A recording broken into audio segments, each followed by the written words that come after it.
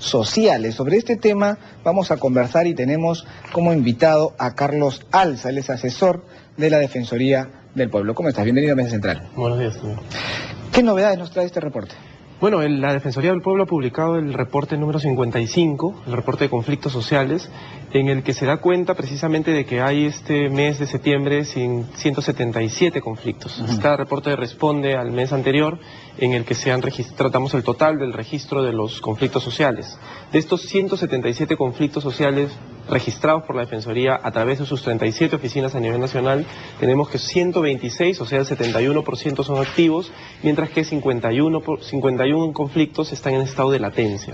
¿Cómo podemos diferenciar más claramente entre el conflicto latente es aquel que está en realidad en la discusión de los actores, pero que todavía no ha tenido una manifestación pública, digamos, que pueda tornarse en algún momento violenta, mientras que los conflictos activos son aquellos que se encuentran ya en una deliberación pública y en una conflictividad pública que eventualmente podrían también volverse violentos. Ahora, y eso es lo que buscamos no todos prevenir. Estos conflictos son masivos necesariamente.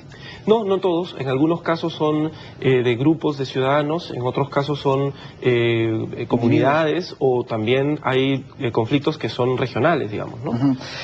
Casualmente este reporte habla de conflictos sociales, pero sin distingo ni la dimensión del conflicto, si son entre personas, autoridades, tanto de empresas públicas o de autoridades públicas. ¿Cómo podemos empezar a distinguir sí, a unos de otros? No, precisamente, más bien el conflicto viene reportando ahora, para precisar esta parte, los conflictos por tipo, es decir, por ejemplo, en el mes anterior hemos tenido 177, de los 177 conflictos, 83 conflictos por asuntos socioambientales, mientras que 27 conflictos han sido sobre gobiernos regionales, gobiernos locales. De modo que lo que hacemos es tratar de identificar cuáles corresponden precisamente a los problemas regionales, a los problemas locales, y cuáles inclusive a los problemas nacionales. O también hay 15 conflictos referidos a la materia laboral. Entonces, la tipología del conflicto que está reportada en el reporte, valga la redundancia, da cuenta, digamos, de los principales problemas que el Perú enfrenta. De los 83 conflictos socioambientales, prácticamente todos son referidos al sector minero, por ejemplo. Entonces, allí encontramos que hay una oportunidad como conflicto, como dato de la realidad, para poder empezar a realizar aquellas acciones desde el Estado que nos permitan fijar políticas públicas que den cuenta precisamente de una prevención y no solo de la atención del conflicto cuando ya este se ha vuelto violento. Claro, porque esto nosotros lo repetimos, ¿no? El Estado y los representantes del Estado no es únicamente el gobierno central, son los gobiernos regionales, son los gobiernos locales definitivamente, y que por lo que veo aquí en los datos tienen un altísimo porcentaje de estos conflictos, digamos, que se generan en estas instancias, ¿no? En los gobiernos regionales y locales. Así es, estamos hablando de 27 conflictos, o sea, estamos hablando de un 16%, si bien es cierto, son conflictos locales, regionales, tienen en realidad una enorme responsabilidad, no solamente en los actores del gobierno, regional, local, sino también en los actores de la sociedad civil local, porque son ellos los que finalmente tienen que buscar en estas autoridades un espacio de solución que normalmente cuando no funciona es cuando se recurre a la autoridad nacional, al ministerio, en este caso a la presidencia del Consejo de Ministros o a los ministerios, y ya para entonces probablemente las consecuencias pueden haber sido en algunos casos fatales. Hemos tenido muertos y heridos en conflictos que se han vuelto violentos y que terminan pues por desinstitucionalizar el país, ¿no? Les ruego nos dé unos minutos, sí, queremos comunicarnos. Estamos en línea con Daniel Saba, presidente del directorio de Perú Petro. ¿Cómo está? Bienvenido a Mesa Central. Aló, sí, buenos días, muchas gracias por la llamada. Sí, bueno, sin duda el tema que nos ha despertado el interés de todos, y los diarios han coincidido todos en sus titulares, este tema de corrupción que ha salido al descubierto. ¿Qué medidas se están tomando además de lo que el presidente de la República ha dispuesto? Yo quisiera dejar en claro antes una cosa que creo que es fundamental. Esta medida este acto de corrupción que se ha publicado y que es, creo, innegable, es entre dos personas que no han tenido ninguna influencia en el resultado del proceso mediante el cual el consorcio de Ipoer Petroperú se han adjudicado a algunos lotes. Lo que quiere decir es que el proceso tiene tal transparencia que no es necesario la participación de nadie ajeno al proceso mismo para que una empresa gane o pierda. Y eso creo que debe quedar claro, porque ayer se ha de la manera que se ha presentado la información, y no digo que sea tendenciosa, sino puede ser muy rápida, digamos, como que se hubiera dado a entender que por la intervención de esta gente esta empresa ha ganado, lo cual es totalmente falso. Digamos que deslindan entonces de que esa conversación, que aparentemente evidentemente es clara, no se haya llegado a concretar ningún tipo de negociación turbia. No, absolutamente no. La misma naturaleza de los procesos que inicia o que lanza Perupetro lo hace, como le digo, tan transparente que no es necesario y no es ni siquiera posible que alguien pueda influir desde fuera en el resultado de los procesos, porque todo el proceso de calificación de las empresas para que puedan participar y luego eventualmente ganar está reglamentado, y es un reglamento que no viene solo de este gobierno, viene incluso de los gobiernos anteriores. Ese reglamento se sigue, y en función a eso y a los datos objetivos que presenten las empresas desde sus casas matrices, que tienen que ser información enviada notarializada, es que se decide si la empresa califica o no, y si califica y pasa a concurso, ya será su oferta la que decida si gana o no. De manera que no veo de qué manera dos personas como las que hablaban ayer en una conversación francamente nauseabunda pueden haber influido directamente, no han influido directamente en el resultado del proceso, que ellos hayan querido frente a terceros dar a entender que gracias al faenón, como dice que hicieron, han ganado, esta empresa ha ganado los lotes en asociación con Petroperú, es absolutamente falso. Lo que sí inevitablemente amerita esta situación es una investigación a fondo, ¿no? Pero mire, le digo más, yo tuve hace como pocos días después de terminada la licitación, tuve una llamada de otra radio y dos periodistas, dos señoras que emitieron, creo que básicamente las mismas advertencias. Yo les dije, las puertas de Perupetro están abiertas para que vean toda la información que existe. No solo la que está colgada en la página web, que ya es importante, pero si hay información que no está en la página web y la quieren verificar, pueden ir a Perupetro cuando quieran, porque ahí está toda la información, si nosotros no escondemos nada, y no tenemos por qué esconder nada tampoco. Claro que amerita una investigación a fondo, y eso se va a hacer también, pero lo que sí quiero dejar a salvo es el nombre de la empresa, porque Perupetro se encuentra en un proceso, no diré reorganización, pero un proceso de mejora permanente. Muchas cosas se están haciendo, se están corrigiendo muchas cosas que también vienen de gobiernos anteriores, que podrían haber implicado perjuicio para el Estado, y que todo eso pueda quedar truncado por una conversación entre dos personas innombrables me parece absolutamente injusto. ¿Qué otras concesiones tiene la empresa que aparentemente sería favorecida según el audio? ¿Aquí en el Perú? ¿Fuera del Perú? Fuera del Perú esta empresa trabaja en el Mar del Norte, que es una zona muy difícil. Es una empresa que, si bien es joven, sus ejecutivos, sus trabajadores tienen experiencia porque vienen de otras empresas muy grandes. De manera que todo lo que se está diciendo con respecto a que la empresa no tiene capacidad técnica es también una cuestión caprichosa. Se dice que la empresa solo tiene 26 trabajadores, por lo tanto, pero todas las empresas en fase de exploración tienen pocos trabajadores, porque todos los trabajos principales se subcontratan. Trabajos de sísmica, geoquímica, geofísica se subcontratan, no los hace directamente la empresa. Cuando la empresa pasa a explotación es que ya aumenta su planilla. Pero obviamente todas estas son cosas técnicas que no son de dominio del gran público, pero presentadas como se han presentado, bueno, pueden dar lugar pues a lógicas sospechas, ¿no? A lógicas dudas sobre la transparencia de todo esto. Yo quiero reiterar, y más allá de mi persona, que en este caso puede ser incluso anecdótica, la empresa ha trabajado con una transparencia encomiable y está dispuesta y siempre abierta para que se investigue y se revise toda la información que sea disponible. Bueno, pero igual aquí hay una norma que ha dispuesto que el directorio de Perupetro suspenda la suscripción de todo contrato en el que participe el consorcio Petroperú Discover. Me alegra haber coincidido con los representantes, con los miembros del gobierno que dieron esa norma, porque eso lo anuncié yo ayer en el Canal 4 cuando me tocó hablar y cuando llamé, que mañana mismo voy a pedir que se suspendan esos contratos hasta que se investigue totalmente y a fondo qué ha pasado. Muy bien, señor Saba, muchas gracias por su comunicación. Esperemos pues que las investigaciones se realicen a profundidad y podamos encontrar responsables si es que los hay. Bueno, seguimos nuestra entrevista. Estamos con Carlos Alza, asesor de la Defensoría del Pueblo.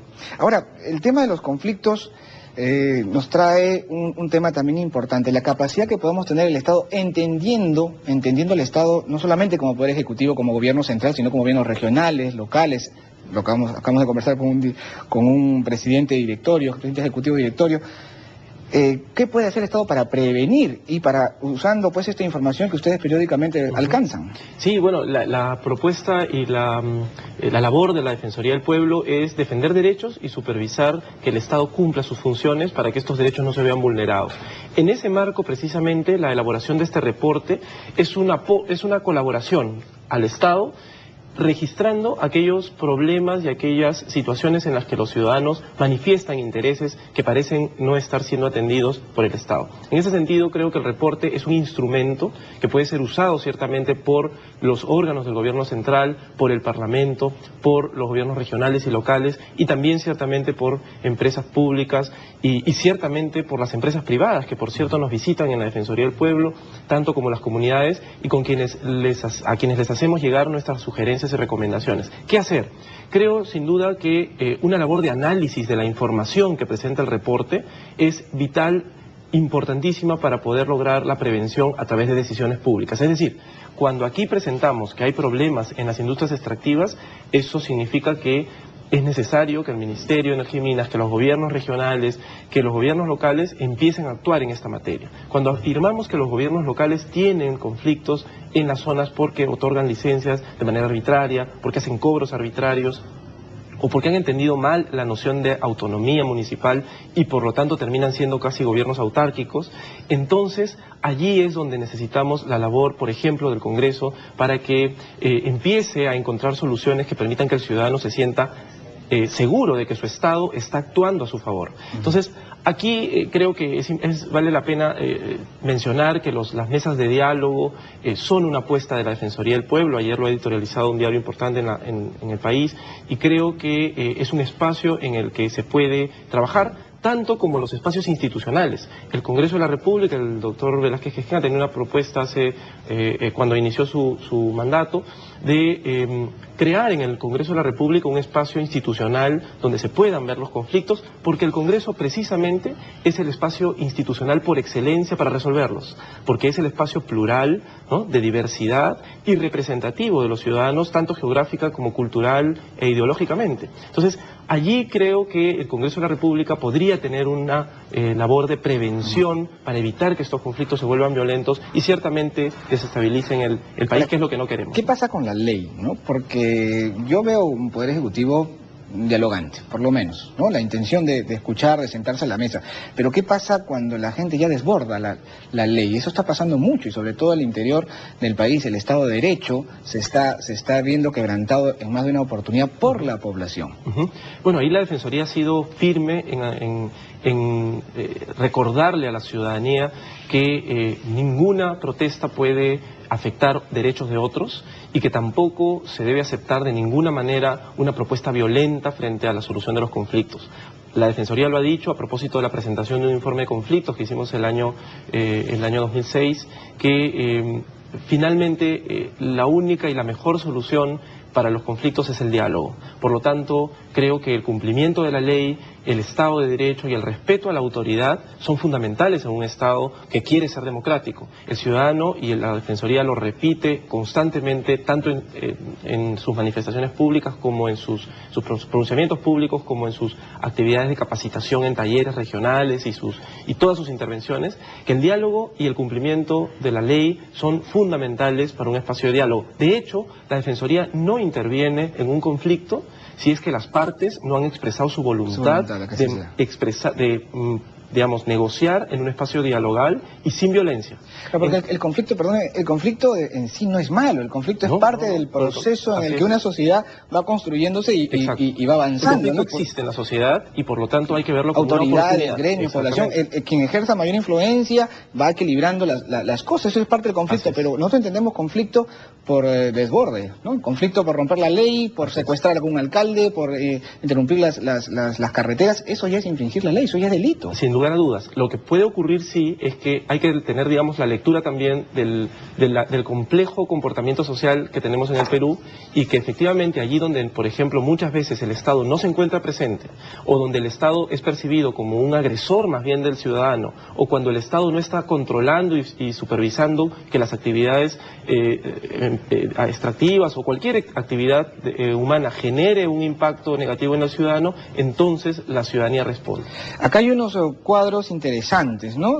No sé si podamos, a qué cámara por favor puedo mostrar estos cuadros socioambientales. Por ejemplo, decía el número de casos son 83, asuntos de gobierno local 27, asuntos laborales 15, asuntos de gobierno nacional 13, comunales 11, y así vamos bajando, ¿no? Demarcación territorial, que es un problema también curiosísimo en nuestro país, asuntos de gobierno regional, electorales y otros. Es un cuadro que más o menos nos permite ver el origen de las disputas o conflictos que actualmente se vienen produciendo en nuestro país.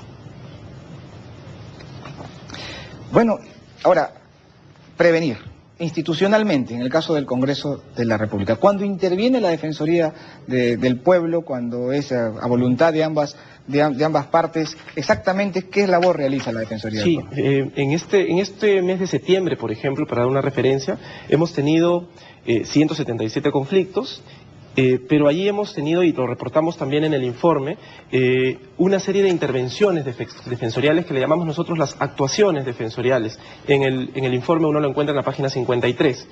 Por ejemplo, hacemos lo que se llama supervisión preventiva, es decir, solicitamos a la autoridad que cumpla con la labor de transparencia, con la ley de transparencia y acceso a la información. Por lo tanto, le damos información al ciudadano y servimos en ese sentido de puente entre el ciudadano y el Estado para evitar precisamente que haya una mayor conflictividad. Hacemos visitas de inspección. Imaginemos, la población puede estar en desacuerdo con que efectivamente se estén llevando a cabo algunas acciones abusivas por parte de un gobierno local. Nosotros vamos, visitamos, hablamos con la autoridad. Se han realizado 15 visitas de inspección, 58 reuniones y talleres de trabajo que hemos realizado con autoridades, así como... Yo creo, perdóname, ahí está la clave, creo, con las autoridades también, ¿no? Porque a veces la población pues ve que sus demandas no tienen eco, no son escuchadas, van a las instancias correspondientes, pero de pronto no encuentran solución a sus demandas. El problema es solucionar la demanda de la gente, ¿no? Así es, y para eso también son muy importantes las mesas de diálogo, y en oficinas regionales, en las regiones, funciona incluso con mucho éxito, y quizá con más éxito que aquí en Lima. En muchas ciudades, en Apurímac, bueno, en regiones, en Apurímac, en Cajamarca, en Ancash, en Loreto, en Piura, en Tumbes, hemos tenido mesas de diálogo promovidas o convocadas por los ciudadanos y por las autoridades para que la Defensoría del Pueblo realice una labor de intermediación. ¿Qué hacemos? Lo que hacemos es decirle a las partes cuáles son los intereses en conflicto, tratar de transparentar el problema y tratar de encontrar alguna solución. La Defensoría del Pueblo, sin duda, no podría en ningún caso resolver el problema, porque no es una autoridad ejecutiva. Claro. Pero la Defensoría le recomienda y le recuerda a la autoridad cuáles son sus funciones. Le dice al ciudadano qué es lo que es posible dentro del marco de la ley y cuáles son sus derechos. Y les recuerda también sus deberes, porque creo que en este proceso es importante recordar al ciudadano que tiene derechos, pero que también tiene deberes que cumplir, como lo mencionábamos en su momento. El derecho del prójimo, ¿no? Sin lugar a dudas. Si yo pongo piedras en una carretera y por esta causa, pues otros pobladores dejan de alimentarse, yo estoy atentando el derecho de los demás. Y hemos tenido casos en Cajamarca y en el norte, en donde por la paralización de una carretera, una persona en realidad no pudo llegar al centro médico y falleció. Entonces, esas situaciones son las que ningún peruano debe esperar que ocurran, ni debe promover, ni debe, obviamente, formar parte de un proceso en el que estas situaciones se... ¿Cuál es la lectura que tiene la Defensoría del Pueblo respecto a la huelga médica, por ejemplo? Bueno, allí la huelga es un derecho también. Creemos que la mejor alternativa que tenemos en esos casos es precisamente, como usted lo mencionó hace un momento, el diálogo con la autoridad. Creemos que allí lo que la Defensoría le ha recordado al cuerpo médico y a la autoridad pública, en este caso al Ministerio, es que existen normas legales que deben ser cumplidas para proteger los centros de emergencia, para proteger el reparto de medicamentos. Aquella medida de devolver a los pacientes, dar de alta a los pacientes. Bueno, hay un deber de la responsabilidad médica que debe ser cumplida, y obviamente también el deber de la autoridad de encontrar las mejores alternativas de solución, porque el Estado tiene el deber de garantizar el derecho a la salud de la población. Y ese es un derecho fundamental que especialmente se presenta cuando no hay atenciones en emergencias o cuando a una persona con VIH no se le entregan los medicamentos. O sea, un tema tan crítico como eso, no entregar un medicamento es un tema de derechos humanos. Así es. Y en ese sentido hemos sido muy firmes diciendo que todos los actores aquí tenemos que encontrar una solución, porque la situación de la salud no puede continuar en el país, ¿no? La intransigencia creo que son las posturas menos favorables, ¿no? Tanto de una parte, de la parte demandante como de la parte de la autoridad también. Ambas posiciones tienen que buscar un término medio, un punto medio, ¿no? Y eso pasa por una palabra que no sé por qué a los peruanos nos cuesta tanto: ceder. No hay otra forma de negociar. Nadie puede ganar si usted y yo vamos a hacer alguna concesión, alguna compración, algún negocio, un diálogo. Tengo que ceder y usted tiene que ceder, si no, no nos vamos a entender nunca. ¿Por qué nos cuesta tanto ceder a los peruanos? Sí, bueno, ahí hay dos temas importantes. Creo que normalmente los procesos de negociación se realizan sobre la base de posiciones. Es decir, yo tengo una posición y usted otra. Y se negocia sobre eso. La idea de las mesas de diálogos, y por eso el diálogo es importante, porque permite salir de las posiciones a los intereses. Es decir, qué es lo que cada una de las partes realmente quiere, qué es lo que está detrás del conflicto y sobre todo qué es lo que sí resulta irrenunciable, que es un derecho humano. En ese caso sí, la Defensoría también ha sido muy clara: los derechos humanos pueden ser seguramente disponibles, algunos de ellos, pero son de alguna manera no negociables. Y allí creo que nuevamente volvemos a la idea, y eso es fundamental, entender que el Estado tiene un deber de garantía, de responsabilidad de la protección del derecho, y creo que la autoridad pública tiene que entender que cuando el ciudadano reclama, por ejemplo, por su medio ambiente, lo que está haciendo es reclamar por un derecho fundamental, que es el derecho a vivir en un ambiente adecuado, que no se le afecte su salud, que no se le afecte su vida, o que a veces las decisiones públicas terminan afectando derechos indirectamente, pero lo afectan. O sea, si no protegemos la Amazonía hoy, vamos a tener un problema serio con el calentamiento global y la falta de agua en el Perú. Y va a afectar a los ciudadanos porque su vida, su salud, su integridad, el mantenimiento de la especie, estamos en un problema serio porque es el mantenimiento de la especie el que está en juego. Entonces, a veces no proteger, por ejemplo, la Amazonía, estableciendo de repente regulaciones, normas o decisiones sobre actividades que pueden afectarla, genera evidentemente la afectación de un derecho fundamental. Entonces, la incorporación en el Estado, en la autoridad pública, en la decisión pública, en las políticas públicas, de un enfoque de derechos, puede ayudar a prevenir el conflicto, y esa es la apuesta que hacemos desde la Defensoría, porque lo que quisiéramos es un Estado democrático, institucional, y que la paz, y la doctora Beatriz Merino en eso ha sido, la defensora del pueblo ha sido muy enfática, creo que la paz y el diálogo deben ser un instrumento para la gobernabilidad en el país, y esa es la propuesta de la Defensoría. De acuerdo.